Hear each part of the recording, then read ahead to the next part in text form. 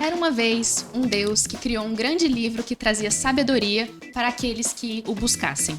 Não tô falando de conhecimento, tô falando de sabedoria. E aqui a gente vai estar estudando o livro Vivendo Provérbios por Swindoll. Hoje o tema é a engrenagem da desobediência. Quem tá com a gente aqui é a Isabel. Oi, gente. E o Gustavo. Fala, galera. Vamos lá tentar entender como que aconteceu toda essa desengrenagem ou engrenagem da desobediência.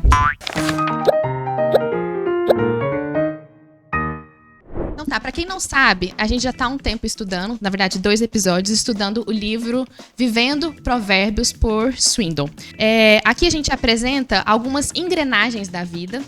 E hoje a gente vai estar estudando a engrenagem, que é uma engrenagem negativa, que a gente vai tentar desconstruir ela, que é a da desobediência. O livro fala, baseada na palavra de Deus, que a sabedoria, ela não vem do conhecimento em si. Ele faz uma diferença muito legal em relação a isso. Porém, ele fala que algumas pessoas, mesmo avisadas, elas acabam ignorando a sabedoria de Deus. Hoje eu quero estar falando com o Gustavo e com a Isabel um pouco sobre isso, quais são esses perfis de pessoas. O livro traça 4 perfis e eu tenho certeza que você vai conseguir se identificar com uma delas, porque eu já consegui me identificar. A primeira delas é o perfil da obstinação, da determinação ou da teimosia. Isabel, como acontece isso? E a pergunta que fica é, quando é que uma pessoa fica determinada ou ela fica teimosa? Eu acho que primeiro a gente precisa entender o que significa obstinação à luz da palavra de Deus. No Velho Testamento, essa palavra é frequentemente usada no sentido de se desafiar uma autoridade estabelecida. E a gente vai encontrar alguns exemplos na Bíblia que podem nos explicar que existe a obstinação positiva e a negativa. Em alguns casos ela até pode ser considerada uma teimosia, mas eu acho que vai até além disso. Em Êxodo, capítulo 1, versículo 17, a gente tem o exemplo das parteiras hebreias, né, que se recusaram a matar os recém-nascidos sob a ordem de Herodes. Essa é uma obstinação positiva porque elas se colocaram contra uma autoridade a favor de algo certo, né? Porque matar é pecado. Então, elas realmente se posicionaram de forma certa contra uma autoridade. Isso é uma obstinação positiva. Outro exemplo é em Atos 4, 19 e 20, quando os discípulos Pedro e João vão se posicionar contra a opinião pública de que Jesus não havia ressuscitado. E eles mantêm a sua fé. Então, também é uma obstinação positiva. E esse é um exemplo para nós que devemos sempre nos manter firmes diante de autoridades e opiniões públicas que se colocam contra a nossa fé e contra os princípios que nós acreditamos. Eu acho que, trazendo para a nossa realidade, poderia estar o exemplo de um professor de biologia que na sala de aula fala sobre mentiras que justificam o surgimento da existência da vida na Terra. Então, se você se coloca firme contra esse posicionamento falso, você está tendo uma atitude correta diante de Deus. Então, você está sendo uma pessoa determinada positivamente. Mas a gente também tem exemplos de uma obstinação negativa. E eu me lembro muito de Eva, quando ela recusa a autoridade do seu Deus, do seu pai, e passa a acreditar nas mentiras que o diabo lhe conta, né, através da serpente. Então essa é uma obstinação negativa, uma pessoa que se coloca contra repreensões, contra advertências, porque Deus já havia avisado, né, que Eva não poderia comer do fruto daquela árvore, mas mesmo sabendo, ela vai lá e come, porque ela se deixou convencer pelas mentiras do diabo. Então essa é uma obstinação negativa, porque ela não soube ouvir a advertência de Deus. E quando a gente recusa as repreensões, as advertências, não apenas de Deus, mas de outras pessoas também que nos avisam verbalmente, as consequências das nossas atitudes erradas, um sermão, uma música, tudo isso são repreensões, né? Que a gente precisa estar sempre atento para mudar realmente a nossa atitude se estiver errada aos olhos de Deus. Eu acho que o ponto principal que você colocou aí, o que difere o teimoso do que é obstinado negativo, né, do positivo, é realmente a palavra de Deus. Você falou sobre a gente tá certo e a gente tá errado. Mas isso parece muito relativo aqui no mundo, né? Principalmente quando você fala sobre autoridades. Em autoridades, o que a gente tem vivido são certos e errados divergentes aí, né? Existem alguns que falam que são certos, outros que falam que são errados e pessoas com opiniões completamente divergentes. Mas no final da história você fala, é a palavra de Deus. Eu acho que a gente tem que tomar muito cuidado com essas filosofias mundanas que terminam em ismos. E o relativismo é uma delas, né? Que tá muito forte aí na sociedade. Só que a Bíblia, ela é repleta de verdades absolutas. A gente não pode duvidar da nossa fé e muito menos da palavra de Deus, porque vem dele. E se vem de Deus é perfeito, né? Então não há dúvidas. E eu acredito que vai além da teimosia, a questão da obstinação negativa, porque revela um espírito de uma pessoa arrogante, que não reconhece que tá errada, né? E aí falta de humildade, que é um fruto do espírito. Né? Outro ponto que o texto trouxe foi exatamente isso. Existe a humildade daquele que é obstinado, ele é firme, ele não é bobo, mas ele é humilde, porque ele reconhece qual é a vontade de Deus, que muitas vezes vai contra o seu próprio conforto. Você citou alguns exemplos aí, né? Então, as mulheres hebraicas que não mataram seus filhos, elas foram perseguidas, né? Elas tiveram que fazer suas estratégias. A gente vê isso também na Igreja de Atos. Você sai do seu conforto, porém, você, por conta dessa palavra de Deus que você acredita, você consegue ser obstinado. O que é diferente daquele que é obstinado teimoso. Porque ele tá seguindo os seus princípios, as suas vontades, a fim de só manter a sua palavra. É engraçado porque a gente vê muito isso em algumas pessoas, que elas falam assim, não, mas se der errado, tudo bem, porque eu segui o que eu acredito. Eu segui o coração. Sim, eu não fui contra o que eu acredito. Deu errado, mas eu não quis dar errado, né? Uma questão de sucesso aqui mundano seja parâmetro, né?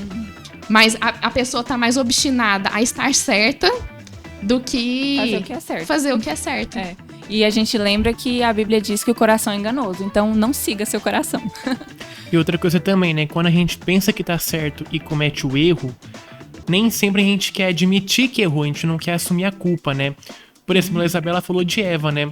Logo depois que ela pecou, comeu do fruto, Adão comeu, deu todo aquele rolo no Éden, ninguém quis assumir a culpa. Beleza, você seguiu o seu caminho e errou, tem que assumir a responsabilidade pelo seu ato. E outra coisa, a obstinação positiva da negativa, ela difere pela vontade de Deus, né? Porque quando a gente faz a vontade de Deus, a gente é sempre determinado para cumprir ela. Por exemplo, Neemias, ele saiu lá do reino da Pérsia, veio para Jerusalém para tentar reconstruir a muralha da cidade, né? Reconstruir o templo, né, que foi destruído. Só que alguns inimigos de Israel não gostaram disso e começaram a atacar o povo, a destruir tudo que eles construíram. Neemias, ele podia ter olhado e falado: toda vez que eu reconstruo essa porcaria, né, vem alguém e destrói, né? Mas não, ele estava determinado a cumprir a vontade de Deus, que era reconstruir Jerusalém. Ele foi até o fim. Se você segue a vontade dele e está disposto a cumprir até o fim, você é um obstinado positivo. Outra palavra que eu acho que descreve bem isso é comprometimento a Deus, né? É onde está o seu compromisso. Eu acho que, na verdade, essa frase no meio evangélico já foi muito deteriorada, né? Mas onde está o seu compromisso? Ela tá em Deus ou tá em si mesmo? O segundo padrão de pessoa, que às vezes você pode reconhecer no seu vizinho ou em você mesmo, é o padrão de pessoa que ela é insensível. O que isso quer dizer? Uma pessoa que ela escuta, porém ela decide ignorar. Como é que isso acontece? E na verdade, no fim dos tempos, em Apocalipse, a gente até vê, né, que ninguém vai ter uma desculpa, né? Todo mundo vai ser indesculpável. Mas como é que chega nesse ponto da pessoa que para de enxergar, começa a enxergar? Qual que é esse limite? Pois é, antes de tudo, vou dar um exemplo aqui de uma pessoa que é considerada insensível, né, pro mundo, né? Que é a figura do psicopata, né? Tipo, como é que você faz pra descobrir quem é um psicopata na sociedade? É aquele cara que não tem empatia pelo próximo, que não sente tristeza, que não sente alegria pelo próximo, ele não sente nada. Agora, o insensível, né, no setor bíblico e espiritual, né, é como a Dani falou em Apocalipse, né, porque em uma das cartas às igrejas, né, Cristo ele descreve que a última igreja, se não me engano em Tiatira, me corrijam se eu estiver errado, ela é morna espiritualmente, ela não é nem quente nem fria. Então aquele que é insensível espiritualmente é que nem a visão do livro disse, é aquele que tem a visão só horizontal, a visão humana. Ou seja, ele não enxerga como Deus enxerga, ele enxerga como o mundo enxerga. Agora, sobre a questão de, quando começa essa insensibilidade, cara, não tem como saber, porque ela acontece de uma forma tão devagar e, tipo, tão escondida que você nem percebe que você tá ficando insensível. Então você tem que tomar cuidado, porque daqui a pouco você vai acabando ficando morno espiritualmente e tendo só uma visão do que é certo. E muitas vezes essa visão tá longe do que Deus define. Quando o texto ele fala sobre a desobediência, ele fala que a verdade, a sabedoria de Deus, ela tá visível para todo mundo, né? E isso tá indiscutível. Se você tiver com dúvidas em relação a isso, leia o capítulo que os primeiros textos falam em relação a isso. É indiscutível que tá lá para todo mundo ver. Porém, alguns decidem não olhar. E aí é que vem a indiferença, que você comentou aí, inclusive. Mas eu achei engraçado porque é como se fosse uma criancinha, né? Uma vez eu tava saindo de uma loja e aí a menina tava querendo fugir da loja. Eram irmãs gêmeas. Então a mãe ainda tava grávida. Então a mulher, ela tava assim, no limite das crianças, então pra uma fugir era muito fácil. E a menina tava determinada a fugir. E aí eu lembro que ela saiu correndo e a mãe, ela saiu desesperada atrás, a menina já tava lá na frente, sabe? E aí que eu vi a criança fazendo a tal da indiferença. Porque ela fixou o olhar na frente, ela parou de olhar pros lados.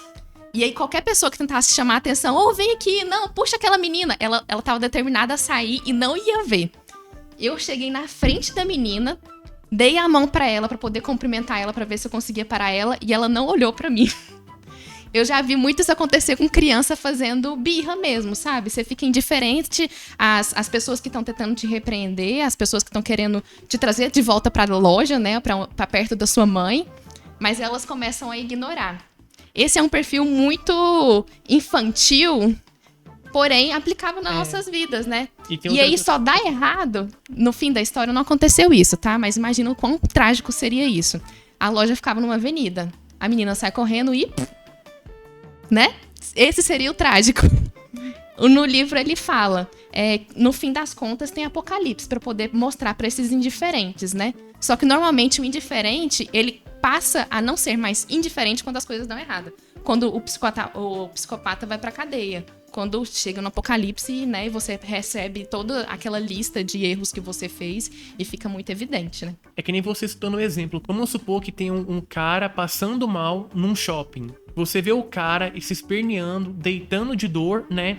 Só que você não faz nada. Nem você e nem as pessoas que estão passando pelo shopping. Ninguém ajuda, só fica lá tirando foto. Aí tem aquelas famosas rodinhas pra ver o que tá acontecendo. Só que é incrível, porque as pessoas estão lá pra ver o que tá acontecendo, mas só que nenhuma tá disposta a dar a mão, a tentar socorrer o cara, né? É mais triste. A pessoa, ela foca na situação, ela tá até participando daquela situação, mas ela é indiferente à dor da pessoa, né? Isso. Então ela é indiferente àquilo que seria realmente importante da situação. E é realmente isso que acontece na vida espiritual, porque a pessoa, ela tá vivendo isso, a pessoa, ela tá disponível aqui, o material bíblico, através da oração, através da natureza, né? De diversas formas, tá disponível a sabedoria de Deus, mas ela reage como essas pessoas. Não, eu tô vendo, tá aqui, tá acontecendo, mas ela não tá notando exatamente aquilo que tá importante. Eu gostei muito do exemplo que o livro trouxe, de uma pessoa que anda na rua com fone de ouvido e não tá atento as coisas que estão acontecendo à sua volta, né? Ela não tá vendo as placas pedindo pra ela parar, ela não tá vendo os carros, as motos vindo, e aí é o que você falou, né? O que pode acontecer, né? Mas assim, essas pessoas estão tão presas no mundinho delas, sem perceber o que tá à sua volta, e a gente é muito assim na vida espiritual, insensível às repreensões de Deus e à palavra dele, né? E às repreensões das outras pessoas também, né? Porque a gente sabe que tem várias fontes. Mas realmente essa questão de distração. Acho que a gente tem que pensar quais têm sido as nossas distrações. Aquilo que tem tirado o nosso foco de Deus, sabe? Aquilo que tem mudado o nosso olhar. Porque é muito preocupante isso, a gente viver num mundo alheio às coisas de Deus, alheio ao que tá acontecendo, sabe? Então a gente tem que pensar o que tem tirado a prioridade de estar com Deus, qual que tem sido a minha distração. E a gente examinar nós mesmos, olhar pra dentro de nós e pedir a sabedoria de Deus pra gente organizar a nossa vida e estabelecer prioridades, né? E ter aquele compromisso com Deus que você falou. Acho que a insensibilidade, ela acaba no momento em que você elimina todas as suas distrações. Legal que os 4 perfis de pessoas, eles têm um padrão, né? Que é a desobediência a Deus, mas no caso aqui é a desobediência à palavra e tá tudo conectado com isso. Na insensibilidade, a desobediência é você ignorar completamente a palavra, né? E no próximo é a indiferença, que são termos um pouco semelhantes. Só que a indiferença, ela fala sobre um rejeito de todo o conselho no qual você escutou, você entendeu, você absorveu aquilo, mas você não praticou. E aí é aquela diferença que a gente já comentou aqui em alguns episódios entre conhecimento e sabedoria, né? A sabedoria é uma coisa prática que você vai lá e faz a partir daquilo que você aprendeu, né? Você pratica aquilo, que é diferente de conhecimento. O conhecimento, ele só tá aqui dentro da cabeça. A sabedoria, ela tá na prática. E esse é o indiferente. No texto, ele fala uma coisa muito legal sobre isso, e é a pergunta que eu quero fazer. Ele relaciona o indiferente a um prejuízo que ele tem em relação a si mesmo. O que é isso? Qual é esse prejuízo que ele tem em relação a si mesmo? Cara, primeiro de tudo, sobre essa indiferença, eu queria citar um exemplo bíblico, que é o jovem rico, né? Ele ouviu a palavra, ele ouviu o que ele tinha que fazer, né? Pra ser salvo, mas ele rejeitou, né? Ele foi embora triste, ele foi indiferente, porque preferiu os bens do mundo, né? E muitas vezes essa nossa indiferença, ela nos leva à perdição, né? Olha os fariseus, por exemplo, né? Que eram doutores da lei, conhecedores da palavra, né? Como eles diziam, né? Do Pentateuco. Só que quando Cristo chegava e advertia, arrependam-se dos seus pecados, voltem-se para Deus, né? É que nem um clamor da sabedoria aqui, ó, na terceira parte do capítulo 1 de Provérbios, né? A sabedoria clama, né? Para que possamos nos arrepender e voltar para a palavra, para Deus. Só que o indiferente é aquele que escuta esse clamor, aquele que recebe a palavra e resolve não praticar e seguir de acordo com suas concepções, sendo obstinado negativo. E é esse tipo de pessoa que acaba indo pra perdição também.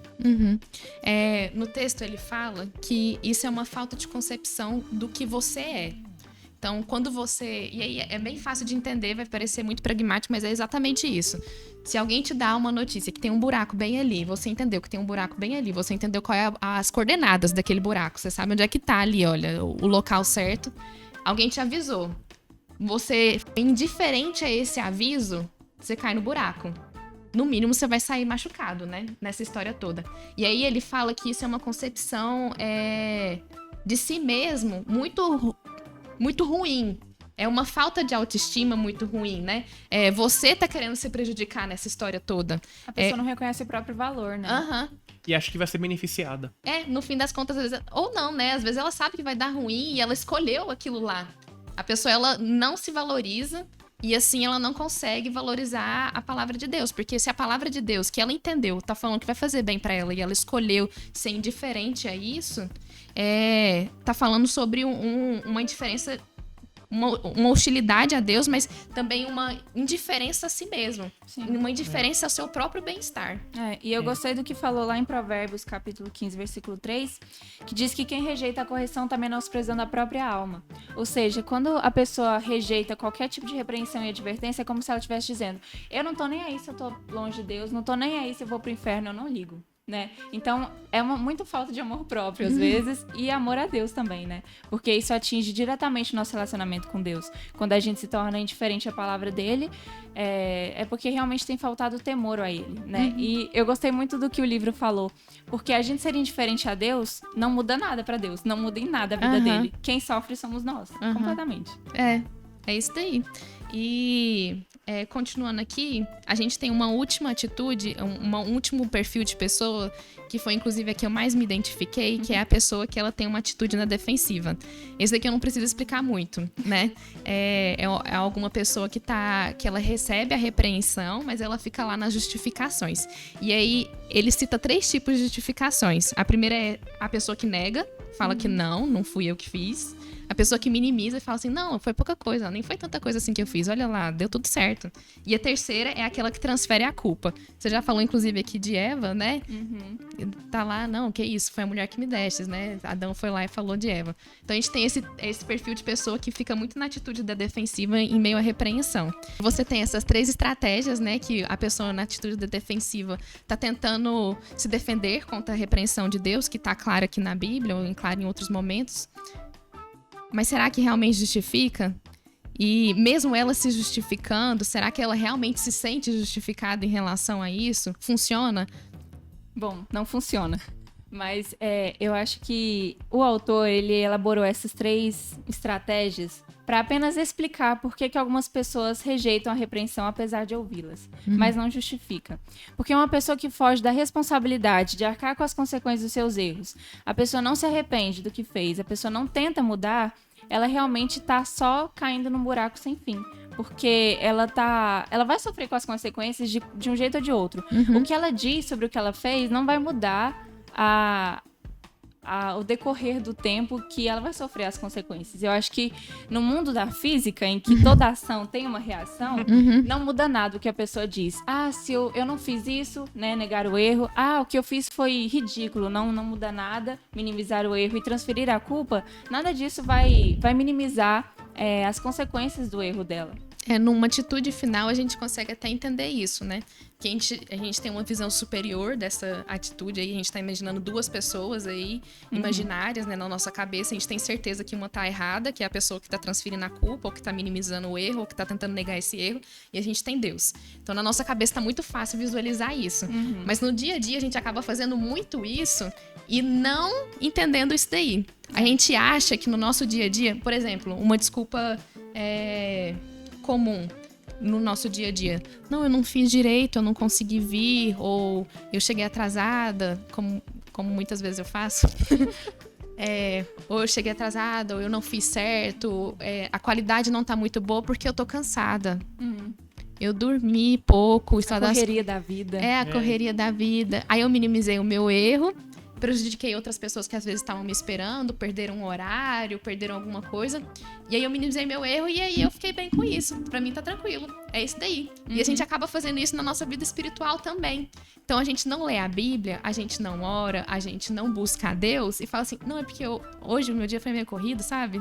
Então, aí eu minimizei aqui o erro, falei assim, mas calma, o prejuízo não foi tanto, porque eu fui no domingo pra igreja. E aqui eu acho que a gente pode voltar pra Eva de novo, porque ela comeu um fruto. Que mal faz comer um fruto, né? Foi algo pequeno, mas as consequências do erro dela não caiu só nela. Foi no marido, nos filhos. O primeiro assassinato do mundo foi um filho dela que cometeu. E estamos aqui, né? Milhares de anos depois, estamos sofrendo as consequências de um erro que começou lá atrás na criação. Então, assim, não minimize o seu erro e nem as consequências dele. Até porque uma pessoa que faz isso tá se vitimizando, né? Eu acho que essa é uma palavra que resume bastante. Ela é a vítima de tudo, porque tudo que acontece dá ruim pra ela, mas ela não é responsável por nada. Então, eu acho que é uma tentativa falha de autopreservação, sabe? A pessoa quer fugir da dor, quer fugir do sofrimento, de todas as consequências que o seu erro tem. Então ela joga a culpa pro outro ou fala que não tem nada demais. E também tem outra coisa também, né? Vamos sair um pouco do foco de Eva e indo pra outra mulher na Bíblia que meio que cometeu o mesmo erro, que foi Sara. Porque Sara cometeu esse mesmo erro, mas acho que foi de uma forma um pouquinho pior, né? No primeiro momento. Deus chegou em Abraão e falou, você vai ter um filho, Sara será a mãe dele. E aí ela riu, né? Tipo, ela riu e pensou, poxa, mas eu sou estéril, já sou avançada. Quais são as chances de eu ter um filho? Aí ela deu a serva dela pra Abraão, né? Ter um filho com ela. Aí nasceu Ismael. Só que, ao contrário do que Sara pensava, Deus cumpriu a promessa, né? Isaac nasceu, né? Só que essa consequência que Sara causou vem até hoje, né? Porque, segundo a história, Ismael foi o pai do povo árabe, da nação árabe, né? E hoje essa nação está em guerra contra a descendência sanguínea de Isaac, que é o povo judeu. E essa guerra acontece até hoje, né? É legal você estar concluindo dessa forma, porque o último capítulo, na verdade é um capítulo com vários subcapítulos. O último subcapítulo, ele fala sobre as consequências, né? E aqui, através desses perfis, eu acho que a gente conseguiu mostrar direitinho o que vai acontecer com essas consequências. Existe a consequência final, que tá lá no Apocalipse. Existe aquela consequência que é uma concepção errada de si mesma. E existe uma consequência que vai ser aplicada aqui na Terra, que foi isso que você falou. Existe a consequência lá no final, si mesmo, é muito fácil ver, mas às vezes o que a gente faz aqui na Terra, uma desobediência que nós fizemos na nossa particularidade com Deus, trouxe uma consequência ruim aqui para a Terra. Na vida de outras pessoas, na vida do nosso convívio, na nossa comunidade de fé. Um erro nosso, uma desobediência nossa que às vezes a gente tentou minimizar, né? Não, ela tem esse estrago em 3 atmosferas, sabe? Então aqui a gente só conseguiu trazer um pouquinho sobre o que é o capítulo. Eu desafio vocês a lerem o livro com a gente. É bem tranquilo de ler, são 5 dias. E aí você vai lendo por partes. Só para poder fechar, primeiro a gente falou aqui sobre a existência da sabedoria de Deus que está para todo mundo. Depois a gente traçou os perfis de pessoas.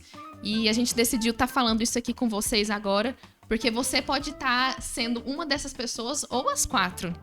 E por último, você pode estar lendo sobre as consequências.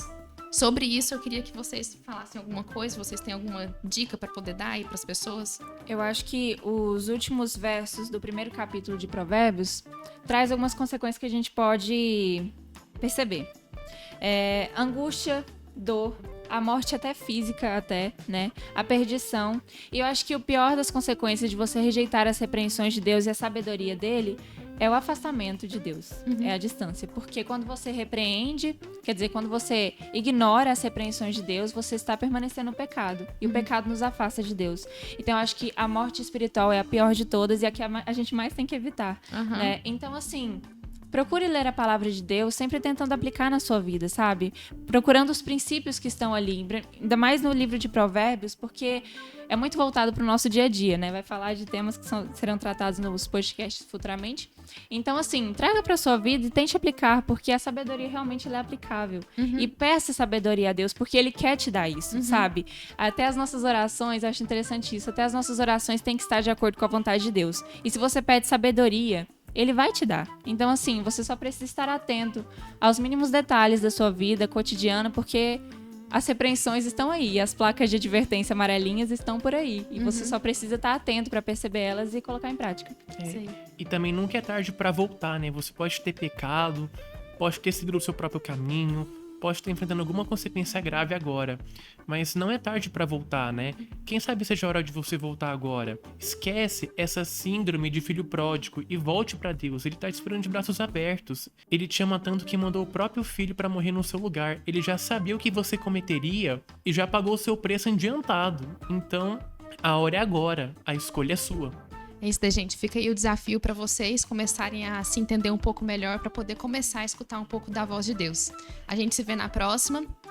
Pode se despedir. Tchau! Falou, galera! Tchau, gente!